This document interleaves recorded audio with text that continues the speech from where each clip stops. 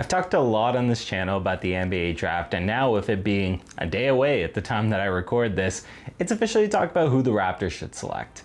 What's up everybody, it's JJ Buckets. I've told you what we're doing today, so usual drill. Make sure you're leaving a like on the video. It really does help the algorithm out a ton. Subscribe to the channel if you're new here. Plus, if you plan on doing any responsible sports betting in the near future, just make sure to check out my link in the description below. All right, so the first thing I'm gonna talk about here is a potential trade up scenario. Now, I feel like it would be disingenuous to talk about the draft tomorrow without talking about the fact that the Raptors could be moving up in it potentially. Again, we've seen the reports previously, I've tossed them on this channel before, that the Raptors could be looking to get into the lottery. And if they are, there should be a couple of guys, in my opinion at least, that stand out above the rest, in regards to the Raptors.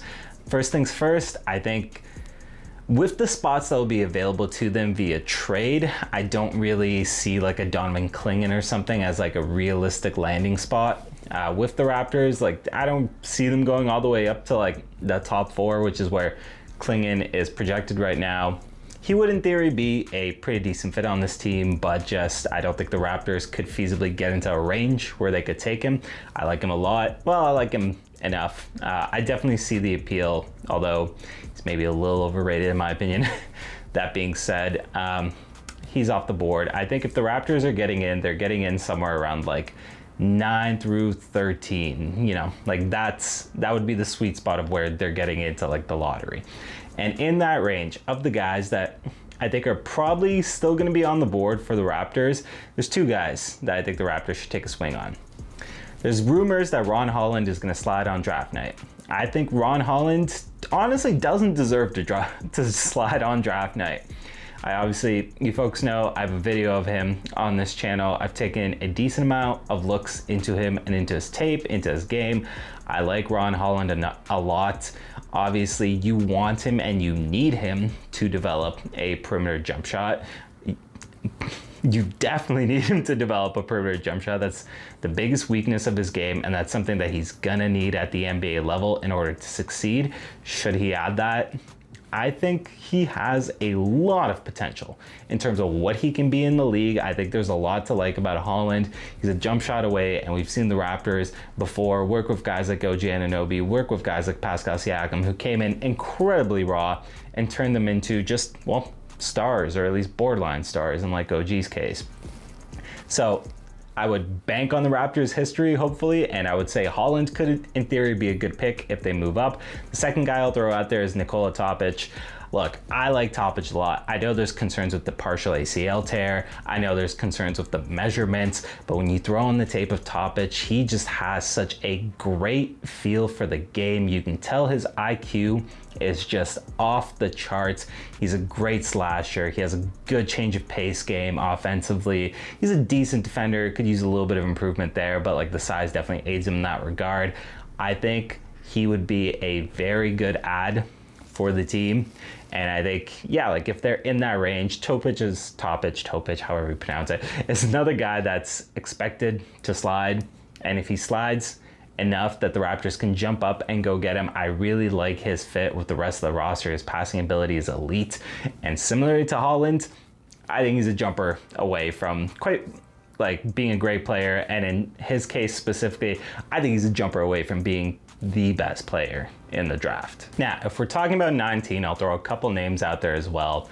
Isaiah Collier is an interesting prospect. There was once a point where he was projected to be as close to the top of this draft as you can imagine. Some people thought he had a chance to go #1 in this draft. That's very obviously not the case at this point. He had a rough season at USC, but I do think a lot of the issues with him are quite coachable, and I think the natural talent with him is fantastic, right? Like that's going to be the biggest, I guess, determining factor in whether or not like a team wants to take a chance on Collier is whether they believe they can fix the issues in his game, because there are very obvious issues in his game. He's gonna need coaching, that's for sure. That being said, I think just some of the things that you can't teach in terms of his like size, strength, and driving ability is just so good. And I think if you're the Raptors, obviously is a need at the backup guard position. Like, you need another guard for the rotation. And quite frankly, for the Raptors, you're a team that can't afford to take that time. I've said it time and time again, 2025 should not be a competitive season for the Raptors. Not saying they can't compete for like maybe a play-in. I actually think they could. That being said, I think they shouldn't. I think 2025 is such a loaded class, and I think the Raptors should still be developing, right? Like, that's been the buzzword. They should still be in development mode, and I think this is a guy that can benefit from that development mentality, right? Like, he can be afforded to take the time to learn and grow, and I think, again, with the right coaching, he's got potential in this league, and I think the Raptors are one of the situations in which, quite frankly, he can hit a decent amount of his potential as a player. Khalil Ware is another guy that I actually like a decent bit. Again, a guy I've covered on this channel, a guy that I've watched a decent amount of film on, and there's things that are concerning, obviously, in terms of the effort levels and such. Like, there's just times where it looks like he's not too interested in playing basketball, and that is a pretty sizable, if not red flag, at the very least, like a good orange, right? But for the role in which you're drafting him into, which is going to be like a backup big position, I don't think he's going to be on the court enough to have those stretches, right? And that mitigates those concerns a little bit. And when it comes to Ware, there's a lot of natural talent in terms of what he can do offensively. I think he's got a pretty impressive repertoire overall. I like the things that we've seen out of Ware in his latest season and being able to stretch the court. I think there is a universe out there. I'm not saying it's this one, but I think there's a universe out there that he could end up looking like a Miles Turner in a best case scenario for him. Again, whether or not that happens is very much so debatable, but again, that's the best case scenario. And I think if you're the Raptors, who are on more of a long-term timeline and can afford to take their time with these guys, that's nice. You'll take that potential.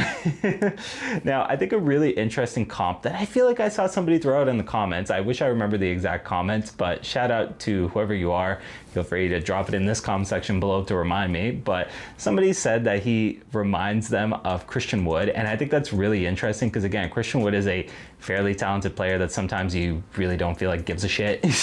And I sat there and I'm like, yeah, honestly, that's a little on the nose. Hopefully, again, like with Ware, like, you would really want those issues to be mitigated around the concerns that are had with his game and the effort levels.